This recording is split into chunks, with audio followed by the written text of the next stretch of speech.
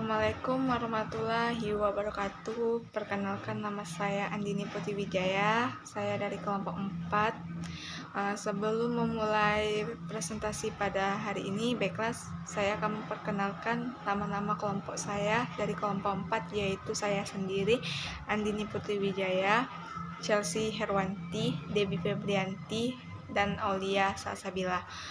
Baiklah, kami akan menjelaskan materi dari kelompok 4, yaitu statistik, dengan materi kami pengujian hipotesis deskriptif.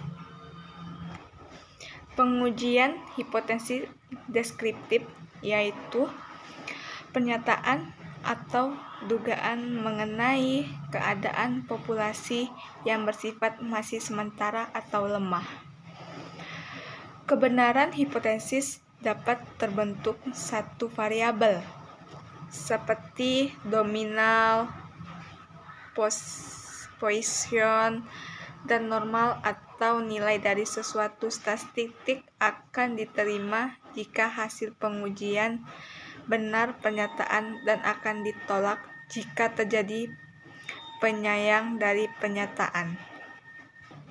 Pengujian hipotesis adalah suatu prosedur yang akan menghasilkan sesuatu keputusan, yaitu menerima atau menolak hipotesis itu.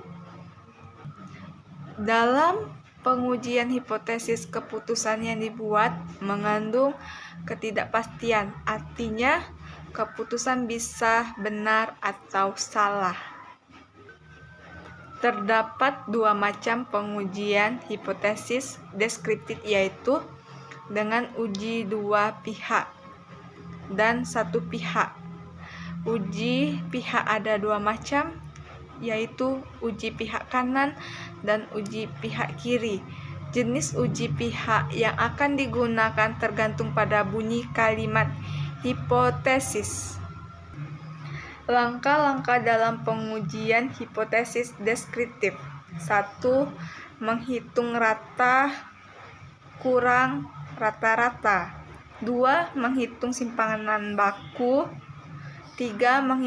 Menghitung harga T atau tunggal. 4. Melihat T tabel. 5. Menggambar kurva. 6. Meletakkan kedudukan dihitung dan tabel dalam kurva yang telah dibuat.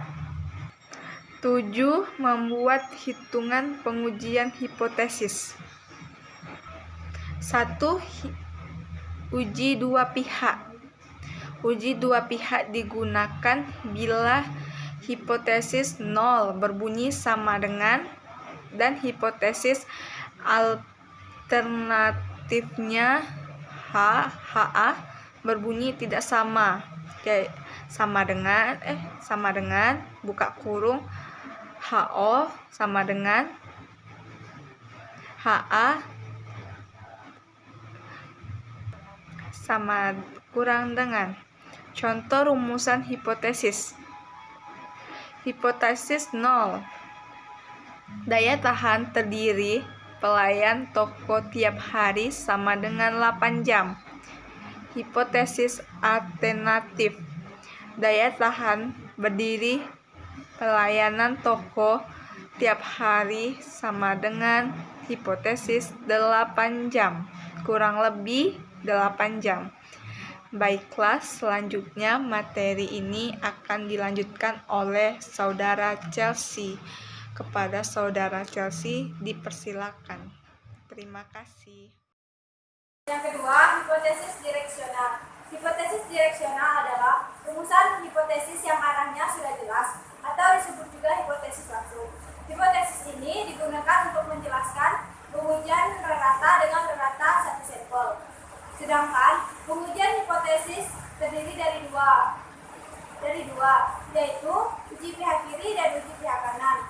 Untuk lebih jelasnya dapat diuraikan sebagai berikut. Uji pihak kiri, apabila ada rumusan hipotesis, pasangan HA diingatkan dengan bunyi kalimat paling tinggi, paling banyak, paling besar, maksimum, dan sejenisnya. Berarti tandanya lebih kecil.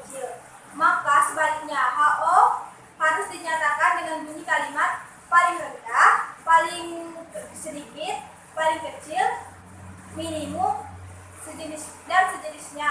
Berarti tandanya lebih besar atau sama dengan. Pengujiannya menggunakan uji satu pihak, yaitu uji pihak kiri seperti contoh berikut ini. Hipotesis bersifat deskriptif. Motivasi kerja pegawai di lembaga Lingua Plus paling tinggi 40% dari nilai ideal. Yang pertama, hipotesis H dan O dalam uraian kalimat. HO, motivasi kerja pegawai di lembaga pendidikan Lingua Plus paling tinggi 40% dari ideal. Yang kedua, hipotesis H dan O, model statistik. HA sama dengan P kurang dari 40%. HO sama dengan P lebih dari 40%. P itu adalah persentase. Yang kedua, hipotesis bersifat komparatif. Terdapat perbedaan prestasi belajar antara mahasiswa tugas belajar dengan mahasiswa izin belajar dalam mengikuti pelajaran statistik, yaitu mahasiswa tugas belajar lebih tinggi daripada mahasiswa izin belajar. Atas informasi tim pengajar ingin membuktikan melalui penelitian. Yang pertama, hipotesis H dan O dalam varian kalimat.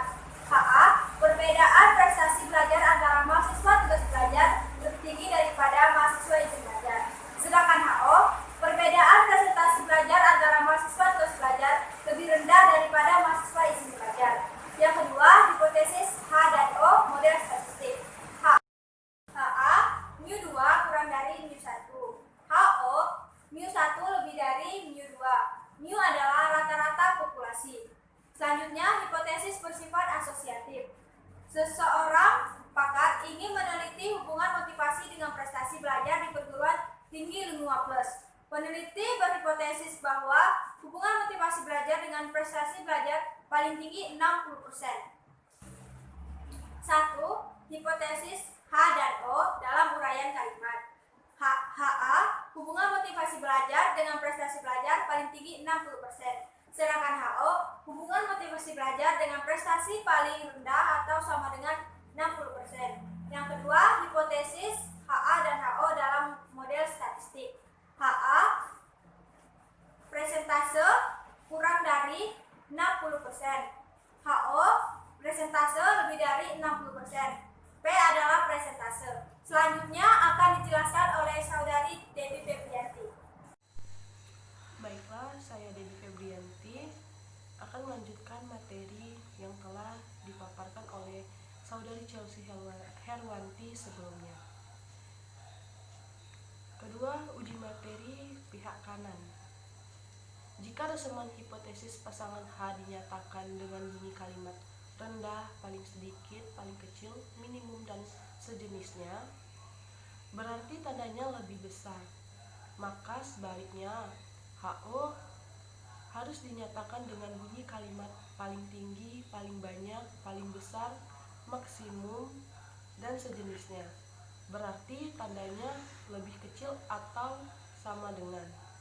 Pengujinya menggunakan uji satu pihak atau one-tiled test, yaitu uji pihak kanan. Contohnya ada 3. Contoh yang pertama yaitu hipotesis bersifat deskriptif. Contoh soalnya, disiplin pegawai di lembaga pendidikan Lingua Plus paling rendah 70% dari sektor ideal. Yang pertama, hipotesis H dan Ho dalam uraian kalimat. H yaitu disiplin pegawai di lembaga pendidikan Lingua Plus paling rendah 70% dari sektor ideal. HO, disiplin pegawai di lembaga pendidikan Lingua paling tinggi atau sama dengan 70% dari sektor ideal. Yang kedua, hipotesis H dan HO, model statistiknya seperti ini.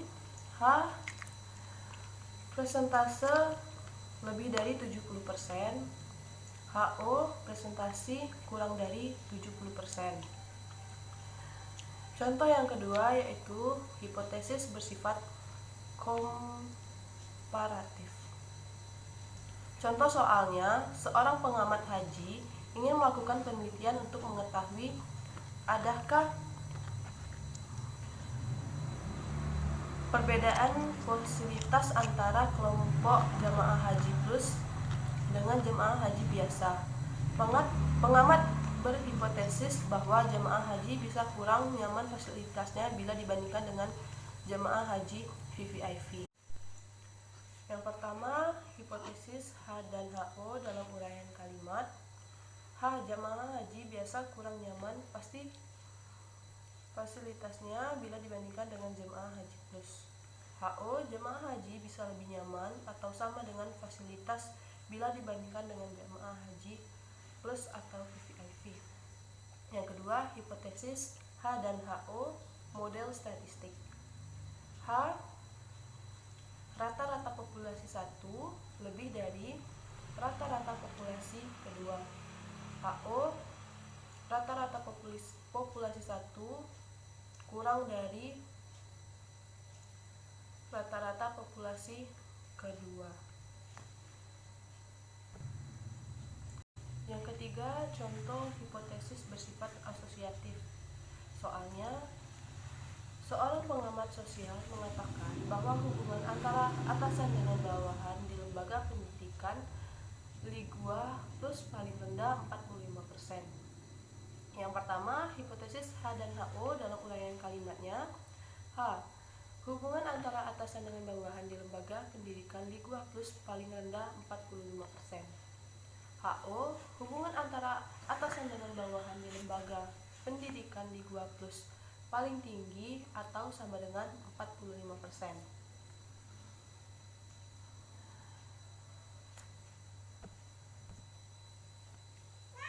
Yang kedua yaitu hipotesis H dan HO dalam model statistik. HA sama dengan persentase lebih dari 45%, HO presentasinya kurang dari 45%. Selanjutnya C. Statistik non parametris. Statistik non parametris yang digunakan untuk menguji hipotesis atau satu sampel bila datanya nominalnya adalah tes binominal dan C kuadrat. Satu sampel selanjutnya, tes yang digunakan untuk menguji hipotesis atau sampel data ordinal akan diberikan rantes. Yang pertama, tes binominal. Tes binominal digunakan untuk menguji hipotesis bila dalam populasi terdiri atas dua kelompok kelas. Datanya berbentuk nominal dan jumlah sampel kecil atau kurang dari 25. Dua kelompok kelas itu misalnya kelas pria dan wanita, senior dan junior, sarjana dan bukan sarjana, kaya dan miskin. Dua, yaitu C kuadrat. C kuadrat adalah teknik statistik yang digunakan untuk menguji hipotesis bila dalam populasi terdiri atas dua atau lebih kelas dari mana data berbentuk nominal dan sampelnya. Contoh soalnya yaitu seorang peneliti ingin menguji daya tahan berdiri pramudiaga selama 4 jam per hari berdasarkan sampel sebesar 31 orang diambil secara random. Data yang diperoleh untuk 31 orang tersebut ditunjukkan berikut, yaitu 3, 2, 3, 4, 4, 5, 6, 7, 8, 5, 3, 4, 5, 6, 6, 7, 8, 8, 5, 9, 4, 5, 6, 3, 2, 3, dan 3. Guna menguji apakah daya tahan berdiri pramudiaga tersebut benar-benar rata-rata 4 jam per hari, perlu dibuat hipotesis berikut ini. Hipotesisnya, HO rata-rata 8 jam, HA rata-rata sama dengan atau 8 jam. Hasilnya dari hipotesis tersebut, analisis untuk uji dan durasi ditunjukkan berikut N31 rata-rata 4 jam per sama dengan hasilnya yaitu 4,645, simpangan bakunya yaitu 1,81, terhitungnya sama dengan 1,98.